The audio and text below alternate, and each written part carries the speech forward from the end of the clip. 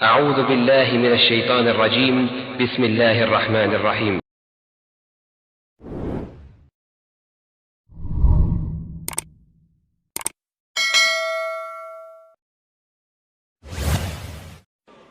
ماهی رمضان آمد، عیار قمر سیما، بربند سری سفره، بگشای رهی بالا.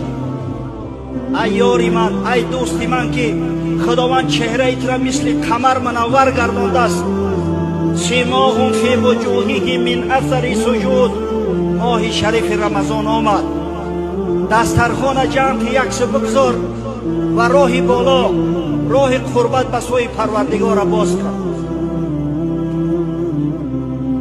ای یاوه هر جایی، وقت است که باز آیی، بینگر سوی حلوایی تا کی طلبی حلوا. ای یاوه سرگردان، وقتی بازگشتن شد، وقتی آمدن شد، وقتی شد که از گناههای کردگی توبه کنی، به سوی خدا رجوع کنی، بینگر سوی حلوایی، سوی پروردگار. شب خیز که عاشقان به شب راز کنند، گرد در بام دوست پرواز کنند. هر جا که دری بود به شب در بندند، الا در دوست را که شب باز کنند.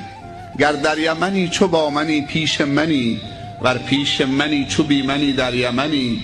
من با تو چنینم ای نگار یمنی، خود در عجبم که من توام یا تو منی.